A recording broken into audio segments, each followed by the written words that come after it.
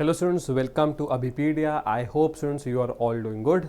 तो स्टूडेंट्स, आज की हमारे इस क्लास में जिस सब टॉपिक के ऊपर हम अपनी एमसीक्यूज़ को रखेंगे वो सब टॉपिक है स्टूडेंट्स ज्योग्राफी। ठीक है, आप लोगों को बिल्कुल लगेगा कि ये तो एक सेकेंड स्टूडेंट्स,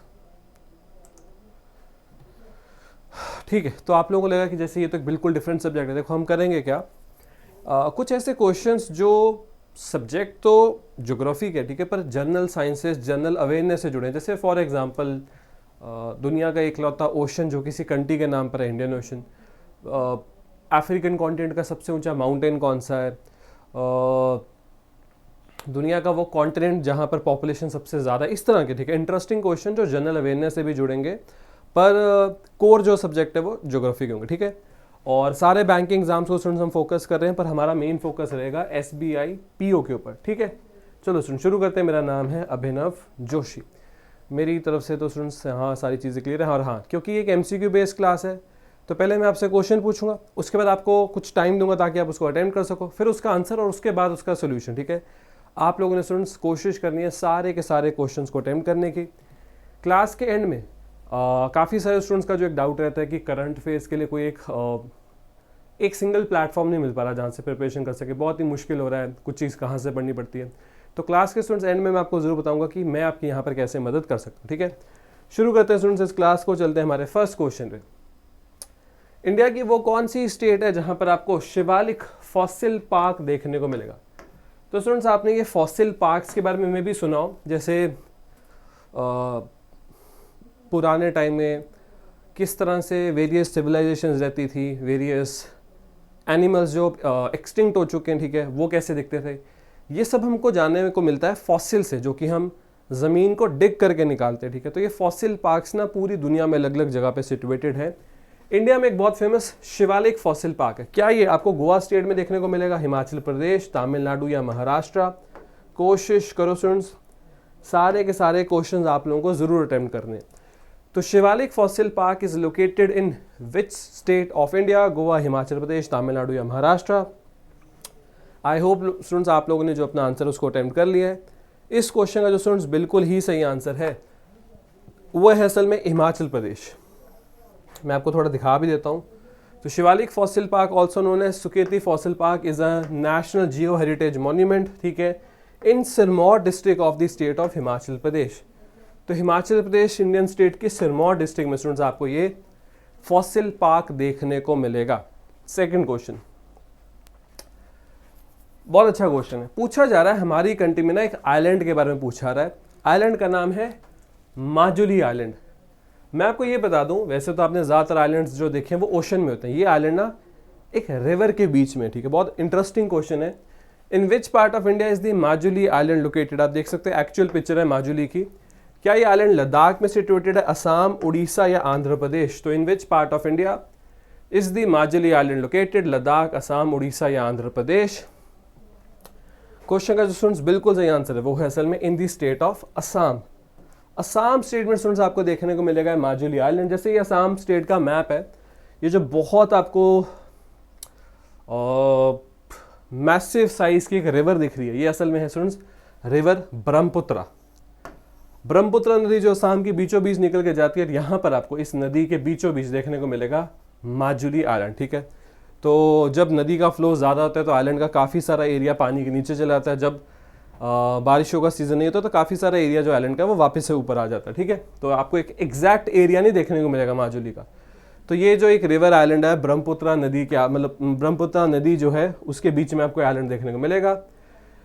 2016 में इस आइलैंड को बना दिया गया था इंडिया का फर्स्ट आइलैंड जो कि एक डिस्ट्रिक्ट है। ठीक है, इसको डिस्ट्रिक्ट का स्टेटस दे दिया गया था। ठीक है, तो एक टाइम पे तो इसका एरिया बहुत होता था, पर धीरे धीरे इरोजन की वजह से, जो पानी की वजह से लॉस हो रहा है मिट्टी का, उसकी वजह से अभी इसका एरिया सिर्फ 352 स्क्वायर किलोमीटर रह चुका है। ठीक है, पॉपुलेशन 1.5 लाख से भी ज़्यादा पॉपुलेशन इस आइलैंड पे रहती है। आगे चलते हैं। ठीक है स्टूडेंट्स, आपको बताना चाहिए, जैसे हम कहते हैं कि इंडिया की इंडिपेंडेंस 1947 में हुई, जो ब्रिटिश रूल था वो खत्म हुआ, पर आज जैसा हमको इंडिया दिखता है ना, आज जो इंडिया का मैप है, ऐसा नहीं कि ब्रिटिशर्स पूरे के पूरे लैंड पे हर जगह ब्रिटिश रूल था, और भी फोर्सेस ने कॉलोनाइज करने की कोशिश करी, और भी फोर्सेस ने ऑक्यूपाई करने की कोशिश करी इंडिया को। उसमें से एक फोर्स थी पोर्तुगीज थी, वो भी यूरोप से आए थे। असल में जो गोवा स्टेट आज हमारी स्टेट है ना, बहुत इंपॉर्टेंट स्टेट है टूरिज्म के हिसाब से। गोवा एक ब्रिटिश कॉलोनी नहीं था, एक पोर्तुगीज कॉलोनी था। और जो पोर्तुगीज थे वो गोवा ब्रिटिशर्स जब इंडिया उससे भी पहले आ चुके थे, ठीक है।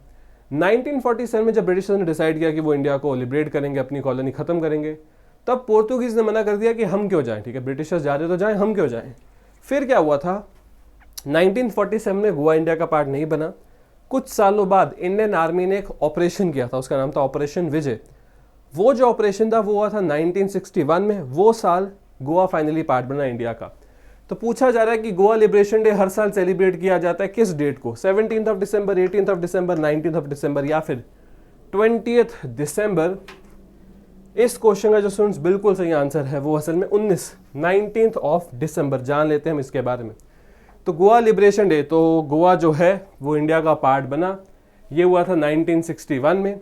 जो स्टूडेंट्स यहाँ पर डेट बताई गई ना 19 ऑफ दिसंबर, तो ऑफिशियली 19 ऑफ दिसंबर को 1961 में जो पोर्तुगीज रूल था वो खत्म हो गया और गोवा इंडिया का पार्ट बन गया। पर गोवा जो है ना वो इंडिया की स्टेट बना था इन द ईयर 1987। तो इंडिया का पार्ट बना 1961 में, स्टेट बना 1987 में, ठीक है। ठीक है स्टूडेंट्स, चलते हैं अपने नेक्स्ट क्वेश्चन पे।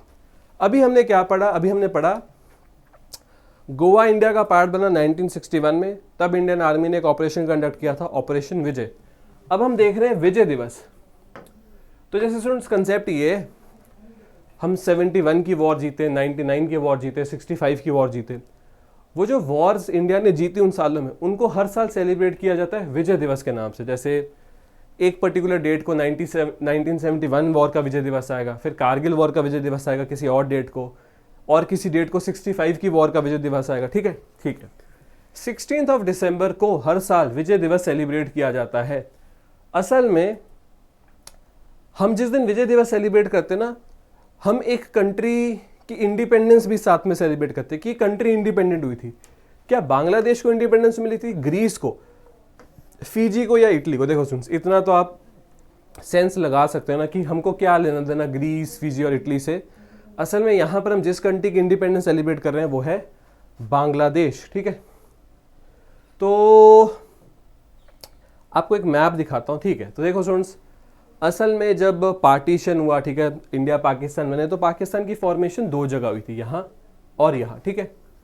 तो यहाँ से रूल किया जाता था इस लैंड को। यहाँ के लोग चाहते थे उनको इंडिपेंडेंस मिले, उनकी एक अलग कंट्री बने। यहाँ पर एक मूवमेंट शुरू हुई, ठीक है, फॉर इंडिपेंडेंस। इंडिया ने भी इस मूवमेंट को सपोर्ट किया। इस मूवमेंट को दबाने की कोशिश की गई पाकिस्तानी फोर्सेस के द्वारा। यहाँ लाखों लोगों को मारा गया। फिर इंडिया इस वॉर में इन्वॉल्व हुआ जो बहुत फेमसली 1971 की वॉर के नाम से जाना जाता है। 13 दिन तक ये वॉर चली। उसके बाद हमने यहाँ पर पाकिस्तान को हराया, ईस्ट पाकिस्तान खत्म किया और एक नई कंट्री बना दी जो कि थी बांग्लादेश, ठीक है। तो ये चीज़ को हम हर साल सेलिब्रेट करते हैं विजय दिवस के नाम से, या फिर कह लो 1971 की वॉर की जो जीत है उसको हम सेलिब्रेट करते हैं, ठीक है। ठीक है स्टूडेंट्स, आई होप आप यहाँ पर समझ पाइए। बहुत इंपॉर्टेंट मैप था, ठीक है। ऑफिशियली मैं आपको बताऊं हम लोग वॉर में किस डेट को गए थे, 3 ऑफ दिसंबर 1971। ये वो एग्जैक्ट डेट थी जब वॉर शुरू हो गई थी दोनों कंट्रीज के बीच में। आगे चलते हैं। अच्छा क्वेश्चन है जैसे आपको पता है स्टूडेंट्स, कंट्री में रेगुलरली जनगणना, सेंसस होता रहना चाहिए। हमको ये समझ में आना चाहिए कंट्री की पॉपुलेशन कितनी है, कौन सी स्टेट में कितने लोग रहते हैं, शहरों में कितने लोग हैं, गाँव में मेल्स कितने, फीमेल्स, बहुत तरह का इन्फॉर्मेशन हमको जनगणना, सेंसस से मिलता है। लास्ट सेंसस इंडिया में हुआ था 2011 में। उसके बाद हमारी कंट्री में एक सेंसस ही नहीं हुआ, ठीक है। बहुत मतलब प्रॉब्लम वाली बात है, इसको जल्दी से लेकर आना चाहिए। हमारे पास काफ़ी सारा अपडेटेड डाटा ही नहीं है, ठीक है। सेंसस 2011 के हिसाब से इंडिया की वो स्टेट बताओ जो सबसे ज़्यादा थिकली पॉपुलेटेड, या सिंपली इंडिया की वो स्टेट, लास्ट सेंसस के हिसाब से इंडिया की वो स्टेट जहां पॉपुलेशन डेंसिटी सबसे ज़्यादा। देखो, अगर मान लो हम बात करें उत्तर प्रदेश की, यूपी की पॉपुलेशन ऑलमोस्ट 21 करोड़ के आसपास है, ठीक है। तो यूपी की पॉपुलेशन बहुत है। अगर हम बात करें मे बी दिल्ली की, तो दिल्ली साइज में यूपी के मुकाबले कुछ भी नहीं है, पर दिल्ली की पॉपुलेशन है ऑलमोस्ट 2.3 करोड़ के आसपास। आप एक चीज समझ रहे हो, यहाँ 21 करोड़ के आसपास लोग हैं, पर आप साइज भी तो देखो, यहाँ 2 करोड़ से ज्यादा लोग रहते हैं इतने छोटे से एरिया में। तो पॉपुलेशन डेंसिटी कहाँ की ज्यादा हुई, यहाँ की या यहाँ की? पॉपुलेशन तो ओवरऑल यहाँ की ज्यादा हुई, पर डेंसिटी इस एरिया की ज्यादा है। पॉपुलेशन डेंसिटी यहाँ की ज्यादा है, ठीक है। इसी तरह से जो ये लिखा हुआ ना थिकली पॉपुलेटेड, पॉपुलेशन डेंसिटी की बात कर रहे हैं, तो इंडिया की वो स्टेट जो 2011 सेंसस के हिसाब से सबसे ज़्यादा डेंसली पॉपुलेटेड स्टेट है, बिहार, महाराष्ट्र, वेस्ट बंगाल या गोवा। कोशिश करो स्टूडेंट्स इस क्वेश्चन को अटेम्प्ट करने की। अच्छा क्वेश्चन है, आप लोगों को थोड़ा सोचना पड़ेगा अच्छे से इसका क्या आंसर होगा। ठीक है स्टूडेंट्स, तो इंडिया की वो स्टेट जहां पॉपुलेशन डेंसिटी सबसे ज़्यादा है, मतलब अभी भी हम कहेंगे सबसे ज़्यादा ही है, क्योंकि 2011 के बाद डाटा तो है ही नहीं हमारे पास। इसका सही आंसर स्टूडेंट्स बिहार स्टेट। ठीक है, तो बिहार की पॉपुलेशन आपको 10 करोड़ से थोड़ी ज़्यादा मिलेगी, और बिहार का जो लैंड एरिया है वो अगर देखो यूपी महाराष्ट्र के मुकाबले इतना ज़्यादा नहीं है। तो यूनियन टेरिटरीज में सबसे ज़्यादा पॉपुलेशन डेंसिटी है दिल्ली, और स्टेट्स में सबसे ज़्यादा पॉपुलेशन डेंसिटी है बिहार। ठीक है, तो दिल्ली तो एक अलग ही लेवल पे बहुत, मतलब जो इंडिया में बड़ी डिस्ट्रिक्ट्स होती है ना, उतना तो सिर्फ दिल्ली है। अब डिस्ट्रिक्ट्स की पॉपुलेशन होती है कुछ लाखों में, दिल्ली की पॉपुलेशन है ऑलमोस्ट 2.3 करोड़ या 230 लाख है दिल्ली की पॉपुलेशन, सोचो। ठीक है, तो वहां तो पॉपुलेशन डेंसिटी एक बहुत ही अलग लेवल पे है। ठीक है, इनमें से वो कौन सी स्टेट है जो अपने माउंटेन रेलवेज के लिए नहीं जानी जाती, मतलब यहां पर आपको एक माउंटेन रेलवे ट्रैक नहीं देखने को मिलेगा।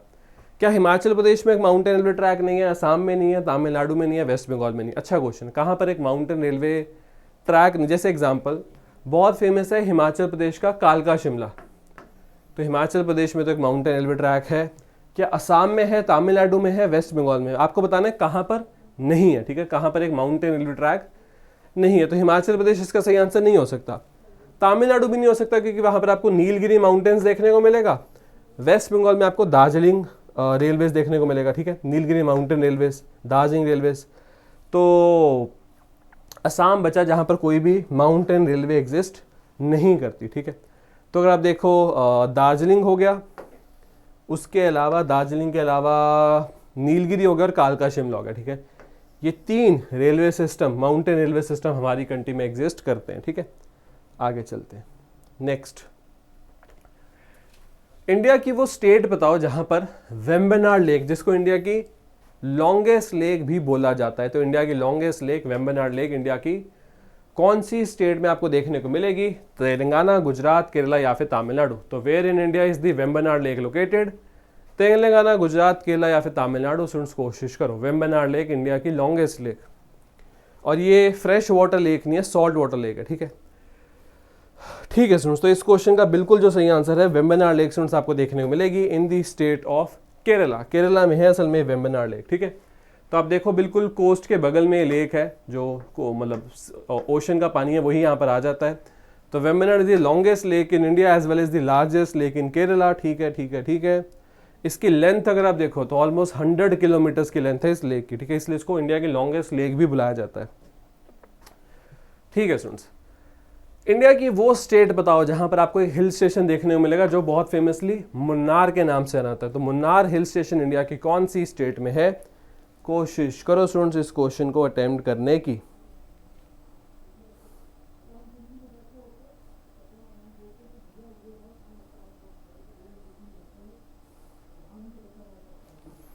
तो in which state is the Munnar hill station is located? Kerala, Tamil Nadu, Himachal Pradesh या राजस्थान? क्वेश्चन का स्टूडेंट्स बिल्कुल सही आंसर है फिर से केरला। तो वेम्बनाड लेक भी केरला में, और ये हिल स्टेशन भी आपको केरला में ही देखने को मिलेगा। जैसे आपको पता है अगर इस तरह से इंडिया की कोस्ट लाइन ड्रॉ की जाए तो यहाँ पर है ईस्टर्न घाट्स, यहाँ पर है वेस्टर्न घाट्स, और इनका मेल होता है नीलगिरी माउंटेन्स पे। तो घाट्स मतलब माउंटेन्स ही, बहुत ऊंचे नहीं होते, इनकी हाइट बहुत ज़्यादा नहीं होती। हिमालय से तो कंपेयर करोगे तो काफ़ी नीचे है, पर ठीक है ये भी माउंटेन्स ही, आप देख सकते हो। ठीक है, तो इसकी हाइट जो है मुन्नार हिल स्टेशन की ऑलमोस्ट 1600 मीटर्स है। ठीक है, above the sea level. Himalayas जो है वहाँ पर पहाड़ियाँ तो चलो 8-8 मीटर की भी हैं, और हिमालयाज के हिल स्टेशन जो है वो 4000, 5000, 6000 मीटर तक भी हैं। ठीक है, ठीक है, बहुत अच्छा क्वेश्चन स्टूडेंट्स। आज की हमारी ये जो क्लास है जिसमें हम लोग जनरल साइंस में ज्योग्राफी के क्वेश्चन फोकस करें, इस क्लास का आज का सबसे बेस्ट क्वेश्चन, इंडिया में जो स्टूडेंट 7 कॉन्टिनेंट्स हैं इनको अरेंज करना है फ्रॉम लार्जेस्ट टू स्मॉलेस्ट, सबसे बड़ा कॉन्टिनेंट उससे छोटा, उससे छोटा, उससे छोटा, और मैच करना है आपको इसके साथ। तो जैसे मान लो आपके हिसाब से अफ्रीका सबसे बड़ा कॉन्टिनेंट है, सिर्फ मानने के लिए बोल रहा हूँ, तो आप लिखोगे ए, उसके बाद आपको लगता है शायद एशिया होना चाहिए तो डी। इस तरह से आपको एक यहाँ पर पूरा एक कोड बनाना और उसको मैच करके बताना है कि इनमें से कौन सा ऑप्शन इस क्वेश्चन का सही आंसर है। आपको स्टूडेंट्स में 30 सेकंड देता हूँ क्योंकि थोड़ा सा टाइम लगेगा, कोशिश करो अटेम्प्ट करने की, ठीक है।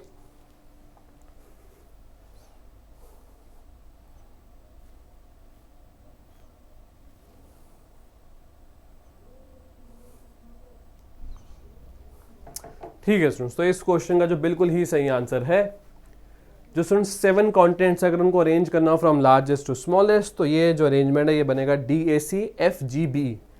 कैसे?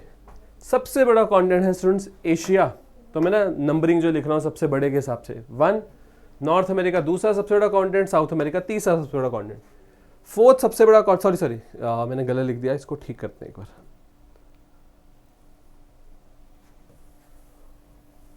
हाँ ठीक है, अब ठीक से लिखते हैं। तो सबसे बड़ा स्टूडेंट जो कॉन्टिनेंट है दुनिया का साइज के हिसाब से और पॉपुलेशन भी सबसे ज़्यादा यहाँ है एशिया, फिर अफ्रीका, फिर नॉर्थ अमेरिका, फिर साउथ अमेरिका।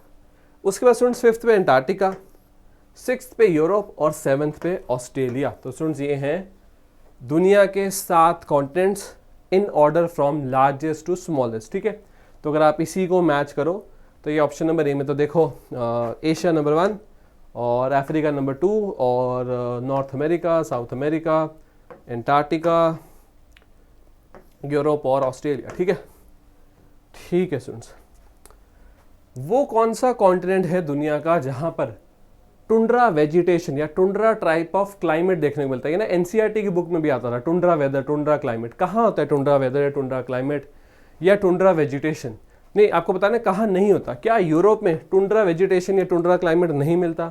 क्या एशिया में नहीं मिलता, अफ्रीका में नहीं मिलता, नॉर्थ अमेरिका में नहीं मिलता, ठीक है। कहाँ टुंड्रा क्लाइमेट आपको देखने को नहीं मिलेगा, ठीक है। आपको ये बताता हूँ, ये ना बहुत ही एक्सट्रीमली कोल्ड जगहें जो होती है वहाँ टुंड्रा क्लाइमेट देखने को मिलता है। इनमें से कौन सा कॉन्टिनेंट है जहाँ टुंड्रा टाइप ऑफ क्लाइमेट देखने को असल में नहीं मिलता? यूरोप, एशिया, अफ्रीका या नॉर्थ अमेरिका? इस क्वेश्चन का जो स्टूडेंट्स बिल्कुल ही सही आंसर है वो है असल में अफ्रीका। तो जब मैंने आपको ये बता ही दिया कि बहुत कोल्ड एनवायरनमेंट चाहिए, तो देखो एशिया में मिल जाएगा, यहाँ पर भी है थोड़ा थोड़ा, ठीक है, ये इस तरफ भी है। आपको ये यूरोप में देखने को मिल जाएगा, नॉर्थ अमेरिका में देखने को मिल जाएगा, पर अफ्रीका में टुंड्रा वेजिटेशन, टुंड्रा क्लाइमेट बिल्कुल एग्जिस्ट नहीं करेगा, ठीक है। ठीक है स्टूडेंट्स, हमारी कंट्री की वो कौन सी स्टेट है, वो कौन सी जगह है जहां पर आपको gulf of Mannar marine national park, तो आपने नेशनल पार्क्स तो बहुत बार देखे पर ये एक मरीन नेशनल पार्क है। तो इंडिया में कहाँ gulf of Mannar marine national park आपको देखने को मिलता है? नागालैंड के पास, तमिलनाडु के पास, क्योंकि मरीन है तो स्टेट के अंदर तो हो नहीं सकता। नागालैंड के पास, तमिलनाडु के पास, पुडुचेरी के पास या अंडमान एंड निकोबार के पास। तो कौन सी स्टेट या यूटी के आपको जस्ट बगल में दिखेगा gulf of Mannar marine national park, ठीक है। तो ये नेशनल पार्क पानी में एग्जिस्ट करता है। पानी को मतलब जो ओशन है उसको प्रोटेक्टेड एरिया बनाया हुआ ताकि वहाँ फिशिंग वगैरह ये सब ज़्यादा ना हो, ठीक है। तो आई होप स्टूडेंट्स आप लोगों ने सही इसके बारे में सोचा होगा। अगर आपने गल्फ ऑफ मन्नार के बारे में सुना है, तमिलनाडु के जस्ट बगल में है, तो अगर इस इतने से एरिया को, ये सारी तमिलनाडु स्टेट है, तो तमिलनाडु और श्रीलंका के बीच का जो एरिया यहाँ पर है gulf of Mannar marine national park. तो gulf of Mannar marine national park एक प्रोटेक्टेड एरिया है, ठीक है। इसमें 21 आपको आइलैंड्स देखने को मिलेंगे, कोरल रीफ्स है, तो ये ना प्रोटेक्टेड है। जैसे जो एक लैंड बेस्ड नेशनल पार्क है वहाँ पर ह्यूमन एक्टिविटी कम से कम रखने की कोशिश की जाती है, सेम यहाँ पर है, यहाँ ह्यूमन एक्टिविटी बहुत कम रखने की कोशिश की जाती है, ठीक है।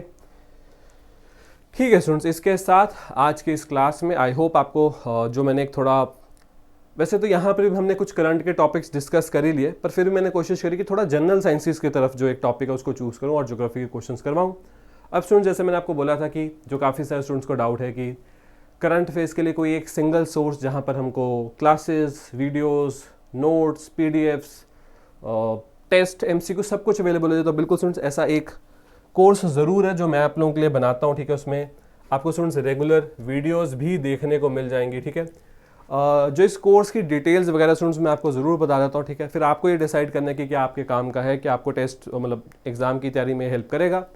तो या तो स्टूडेंट्स आप क्लास के डिस्क्रिप्शन में जा सकते हो, आपको वहाँ ये लिंक मिलेगा, या फिर सिंपली आप गूगल पे जाकर सर्च करो abhipedia.abhimanyu.com। इसके बाद स्टूडेंट्स आपको यहाँ ना चूज एग्जाम पे क्लिक करना है। जिस भी एग्जाम की आप स्पेसिफिक तैयारी करो, आप अपना एग्जाम चूज करो। इस केस में चलो हम ऐसा करते हैं, हम ना बैंकिंग एग्जाम्स में SBI PO सेलेक्ट कर लेते हैं, ठीक है। ठीक है स्टूडेंट्स, तो जब हमने एक बार एग्जाम पे क्लिक कर दिया, उसके बाद आपको स्टूडेंट्स यहाँ पर थोड़ा सा नीचे जाना है, यहाँ पर आपको मिलेंगे वीडियो कोर्सेज, क्योंकि जो भी क्लासेस मैं आपके लिए बना रहा हूँ सारी वीडियोस फॉर्मेट में अवेलेबल है। तो आपने वीडियो कोर्सेज पे क्लिक करना है, ठीक है। तो स्टूडेंट्स आपने मतलब देखो, एक कोर्स का सबसे बड़ा फायदा है कि आपको कंटिन्यूटी मिलेगी, सारे मंथ्स सारे वीक्स कवर हैं, वीडियोस हैं, टेस्ट हैं, नोट्स हैं, एमसीक्यू, सब कुछ एक जगह। ये सबसे बड़ा फायदा है एक कोर्स को मतलब अवेल करने का, ठीक है। ठीक है स्टूडेंट, तो जब आपने वीडियो कोर्सेज पे क्लिक कर दिया तो आपके पर्टिकुलर एग्जाम में जो जो वीडियो कोर्सेज बने सब आपको देखने को मिल जाएंगे। यहाँ स्टूडेंट्स आपको क्लिक करना है करंट जी के SBI PO के कोर्स पे, ठीक है। जब स्टूडेंट्स आप इस कोर्स पे एक बार क्लिक करोगे तो जो भी मैंने आपके लिए क्लासेस बनाई हैं, जो भी वीकली बेसिस पे जो भी मैं आपके लिए क्रिएट करता रहा, उसका सारा डाटा, सारा PDFs आपको यहाँ अवेलेबल हो जाएंगे। आप वहाँ जाके इन क्लासेस को देख सकते हो। जो स्टूडेंट्स कोर्स का अमाउंट है उसको भी आप चेकआउट कर सकते हो। अगर आप इस कोर्स में इन्वेस्ट करते हो तो फाइनल आपके एग्जाम तक आपको करंट फेस करे तो स्टूडेंट्स और किसी प्लेटफॉर्म की और किसी सोर्स की जरूरत नहीं पड़ेगी। ये एक अकेला कोर्स आपके लिए सारी आपकी जो रिक्वायरमेंट्स है वो पूरी कर देगा, ठीक है। ठीक है स्टूडेंट्स, तो मिलते हैं हम अपनी नेक्स्ट क्लास में। तब तक ले thank you and have a very successful day. Thank you students, thank you.